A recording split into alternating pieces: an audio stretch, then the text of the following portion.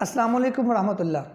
ھذا کتاب انزلناہ مبارک فاتبعوہ واتقوا لعلکم ترحمون۔ ناظرین، آج سے ہم انشاءاللہ تعمیر معاشرہ کے تحت قرآن مقدس کا خلاصہ شروع کرنا چاہتے ہیں، اور سب سے پہلے ہم چاہتے ہیں کہ سورۃ الفاتحہ جو کہ پورے قرآن کا خلاصہ جس میں اللہ تعالیٰ نے بیان فرمایا، ہم اس سورت کو آپ کے سامنے بیان کرنا چاہتے ہیں کہ اس سورت کو ام القرآن کیوں کہا جاتا ہے۔ سورۃ الفاتحہ کا نام ام القرآن اس لیے رکھا گیا کیونکہ پورے قرآن کا خلاصہ اللہ تعالیٰ نے سورۃ الفاتحہ میں بیان فرما دیا۔ سب سے پہلی چیز جو قرآن مقدس میں جس پہ بہت زیادہ زور دیا گیا وہ توحید ہے، اور سورۃ الفاتحہ میں بھی توحید باری تعالیٰ سے ہی اس سورت کا آغاز کیا جاتا ہے، اور وہ ہے الحمدللہ رب العالمین، کہ ساری تعریف کا مالک، تعریف کے لائق صرف اللہ کی ذات ہے جو تمام جہانوں کا پالنے والا ہے۔ توحید اس چیز کا نام ہے کہ انسان اس کے دل کو، اس کے دماغ کو اس چیز کا یقین ہو جائے، اعتقاد ہو جائے کہ دنیا کی ہر چیز کا مالک صرف اللہ ہے، اللہ کے علاوہ کوئی کسی چیز کا مالک نہیں۔ حتیٰ کہ انسان کو اس بات کا یقین ہو جائے کہ جو نبی صلی اللہ علیہ وسلم نے فرمایا تھا کہ وَعْلَمْ أَنَّ الْأُمَّةَ لَوْ اجْتَمَعَتْ عَلَىٰ أَن يَنفَعُوكَ بِشَيْءٍ، اگر ساری دنیا مل جائے کہ آپ کو نفع پہنچانا چاہے، اللہ نہ چاہے نفع نہیں مل سکتا۔ اگر ساری دنیا مل جائے آپ کو نقصان پہنچانا چاہے، اللہ آپ کو نقصان نہ پہنچانا چاہے، آپ کو نقصان نہیں پہنچ سکتا۔ تو یہ اس چیز کا نام ہے کہ انسان اس بات کو مان لے، یقین کر لے کہ دنیا میں پتہ بھی نہیں ہلتا اگر اللہ نہ چاہے، آگ جلا نہیں سکتی اگر اللہ نہ چاہے، پانی غرق نہیں کر سکتا اگر اللہ نہ چاہے۔ اور توحید اس چیز کا نام ہے کہ انسان اس بات کو یقین کر لے کہ چھری کاٹ نہیں سکتی اگر اللہ نہ چاہے۔ توحید اس چیز کا نام ہے کہ انسان اپنے تمام اعمال کو صرف اللہ کی رضا کے لیے بروئے لے، اور کبھی بھی اس کے دل میں خیال نہ آئے، ریاکاری نہ آئے کہ میں یہ عمل کسی اور کے دکھاوے کے لیے کر رہا ہوں۔ اس کا نام توحید ہے۔ الحمدللہ رب العالمین، توحید اس چیز کا نام ہے کہ ہر چیز کی تعریف کا مالک میں نہیں ہوں، میری کوئی کوالٹی، کوئی خوبی، کوئی میری صفت وہ میری نہیں ہے، ہر چیز اللہ کی عطا ہے، اور وہی ہر چیز کا مالک ہے، رب العالمین ہے۔ توحید اس چیز کا نام ہے انسان کو یقین ہو جائے اس بات کا کہ وہ اللہ جو میرا رازق ہے، میرا مالک ہے، وہ اللہ جو پتھر کے کیڑے کو تمام بند راستوں سے رزق پہنچانے پہ قادر ہے، اور میرا بھی رازق ہے، وہ اللہ جو مرغی کے انڈے کے اندر اس چوزے کو رزق پہنچانے پہ قادر ہے، وہ اللہ میرا مالک ہے۔ تو یہ اس چیز کا نام ہے کہ انسان کو یقین ہو جائے کہ پھول کی پتی کو ہر قسم کی فضا مہیا کرنے والا صرف اللہ ہے، اور اسے یقین ہو جائے کہ پانی اور ہوا کی انسان کی زندگی میں کتنی اہمیت ہے، اس کو ہر انسان تک پہنچانے کا انتظام کرنے والا کون ہے؟ صرف اللہ کی ذات ہے۔ سورۃ الفاتحہ اس کے مضامین میں سب سے پہلا مضمون توحید ہے کہ ہر چیز کا رازق صرف اللہ ہی ہے۔ قُلْ مَن بِیَدِهِ مَلَکُوتُ کُلِّ شَیْءٍ، کون ہے جو ہر چیز کا مالک ہے، جس کے ہاتھ میں ہر چیز کی بادشاہت ہے۔ لَیْسَ کَمِثْلِهِ شَیْءٌ، اللہ جیسا کوئی نہیں ہے جو یہ سارا دنیا کا نظام چلا سکے۔ توحید اس چیز کا نام ہے کہ انسان اپنے اللہ پہ توکل کرے، اور توکل یہ بھی توحید کی معراج کا نام ہے کہ انسان اس بات کو جان لے کہ ہر چیز یہ اسباب،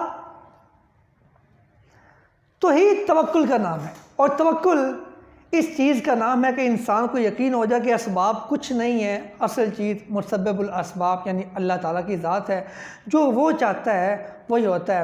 نبی علیہ السلام نے فرمایا تھا، میرے صحابہ، جامع ترمذی کی روایت ہے، میں لو انکم تتوکلون علی اللہ حق توکلی، اگر آپ اللہ پہ توکل کریں جس طرح توکل کرنے کا حق بنتا ہے، تو یاد رکھیں اللہ آپ کو بھی ایسے رزق دے گا جیسے وہ پرندوں کو رزق دیتا ہے۔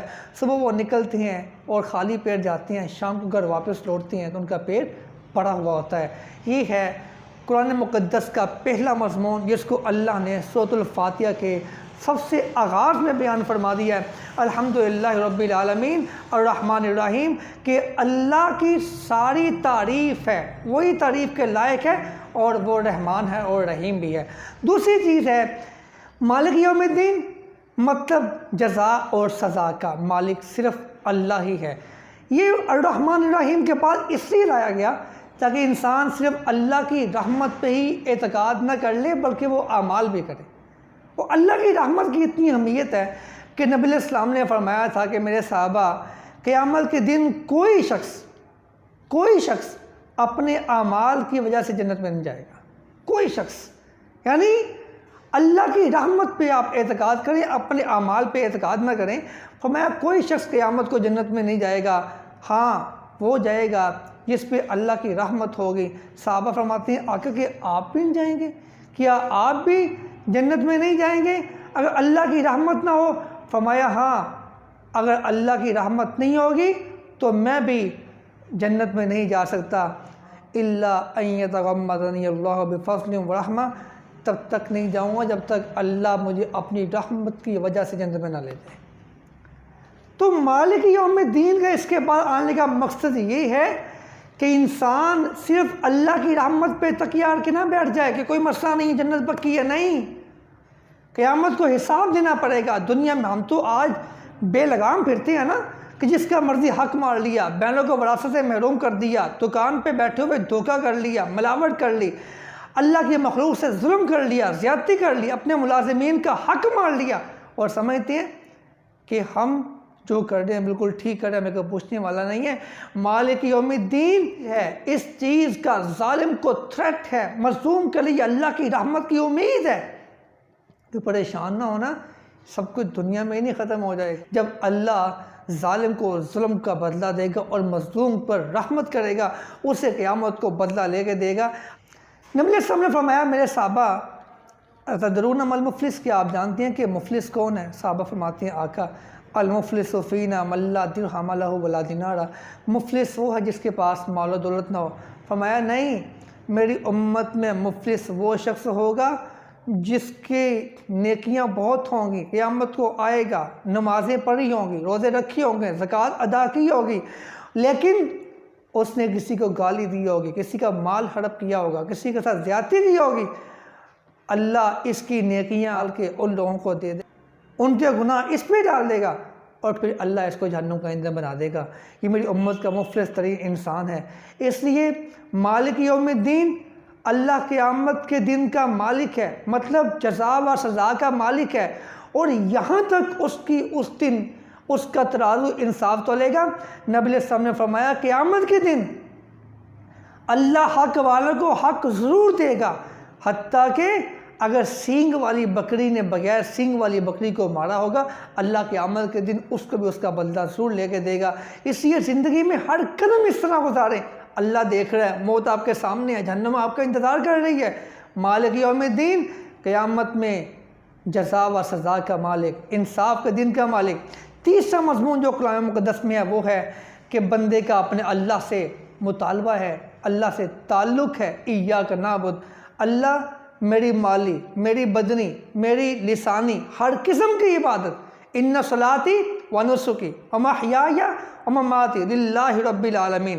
ایاک نعبد اس چیز کا اقرار ہے، میرا کچھ نہیں ہے، ہر چیز میرے اللہ کے لیے، میری نماز دنیا کے لیے نہیں، اللہ کے لیے، ونسکی قربانی دکھاوے کی نہیں، اللہ کے لیے، محیای زندگی کا ایک ایک لمحہ گزرے گا اللہ کی مرضی کے مطابق گزرے گا، اور مماتی اگر میری موت ہے تو میری موت بھی اللہ کی مرضی کے مطابق، اور میں چاہتا ہوں میری موت آئے تو انہیں اعمال پہ آئے۔ یہ ہے قرآن کا تیسرا مضمون، ایاک نعبد۔ جب انسان ایاک نعبد کہتا ہے اور وہ کہتا ہے کہ ہر قسم کی عبادت، یعنی میں نے اپنا آپ اپنے اللہ کی یہاں فروخت کر دی ہے، اب میری مرضی نہیں چلے گی، میرے جسم پہ، میرے مال پہ، میری خواہشات پہ، میری زبان پہ، میری آنکھوں پہ، میرے اختیار پہ، اقتدار پہ اگر مرضی چلے گی، اب اللہ کی چلے گی، تو پھر آگے دعا کرتا ہے ایاک نستعین، اللہ جب میں تمام معاملات کو آپ کی مرضی کے مطابق کرنے کا خواہش مند ہوں، پھر میں چاہتا ہوں کہ میری آپ مدد بھی کرے۔ اور چوتھا مضمون قرآن میں ہے اہدنا الصراط المستقیم، اہدنا الصراط المستقیم۔ اللہ تمام تعریفیں بھی آپ کی ہیں، رحمت بھی آپ کی چاہتا ہوں۔ قیامت کے دن جس دن آپ عدل و انصاف کا میزان ترازو لگائیں گے اس دن بھی میں آپ کی مدد چاہتا ہوں، اور عبادت بھی آپ کی کروں گا۔ پھر اللہ مدد آپ کی چاہتا ہوں کہ اہدنا الصراط المستقیم، آپ میری صراط مستقیم کی طرف رہنمائی کرتے رہیے گا۔ یہ صراط مستقیم کس چیز کا نام ہے؟ بس ایک دو باتیں غور سے سماعت فرما لیں۔ پہلی چیز ہے ان ھذا صراطی مستقیم فاتبعوہ، کہ جو یہ سیدھا راستہ ہے، یہ صراط مستقیم ہے، یہ قرآن اور حدیث کا راستہ ہے۔ قرآن اور حدیث کے راستے کو صراط مستقیم کہا جاتا ہے۔ نبی علیہ السلام نے فرمایا تھا، جب صحابہ کرام نے پوچھا آقا یہ صراط مستقیم کون سا راستہ ہے، تو نبی علیہ السلام نے فرمایا تھا ما انا علیہ و اصحابی، یہ وہ راستہ ہے جس پہ میں ہوں اور میرے صحابہ کرام ہیں۔ یعنی صحابہ کرام کی زندگی کو اور نبی علیہ السلام کی زندگی کو فالو کرنے کا نام صراط مستقیم ہے۔ اور صراط مستقیم یہ وہ راستہ ہے جو راستہ صدیقین کا ہے، شہداء کا ہے، صالحین کا ہے، انبیاء کا راستہ ہے، یہ وہ راستہ ہے۔ تو انسان کہتے ہیں اللہ اہدنا الصراط المستقیم، میں التجا کرتا ہوں کہ مجھے صراط مستقیم پہ گامزن رکھنا۔ یہ وہ راستہ صراط مستقیم کا، صراط الذین انعمت علیہم، جن پہ آپ نے انعام فرمایا۔ اللہ مجھے ان میں سے کرنا جن پہ آپ نے غضب فرمایا، مجھے ان میں سے نہ کرنا۔ یہ ہے پورے قرآن کا خلاصہ۔ اس میں توحید ہے، قیامت کا خوف ہے، اللہ ہی کے لیے عبادت اور اسی سے مدد مانگنے کا انسان کو سبق سکھایا جا رہا ہے۔ اور ہدایت اپنے اختیار میں نہ سمجھے، یہ یاد رکھیں کہ کوئی چیز نعمت نہیں ہے اگر نعمت ہدایت نہ ہو۔ انسان سمجھتا ہے میرے پاس مال ہے، نعمت ہے، اگر نعمت ہدایت نہ ہو تو مال فتنہ ہے، اگر نعمت ہدایت نہ ہو تو اقتدار فتنہ ہے، اگر نعمت ہدایت نہ ہو انسان کی ذہانت فتنہ ہے، اگر نعمت ہدایت نہ ہو دنیا میں آپ کے پاس جو کچھ بھی ہے وہ فتنہ ہے اور کچھ نہیں ہے۔ اللہ سے جب بھی کوئی نعمت کا سوال کریں ساتھ نعمت ہدایت ضرور مانگیں۔ یہ ہے اہدنا الصراط المستقیم۔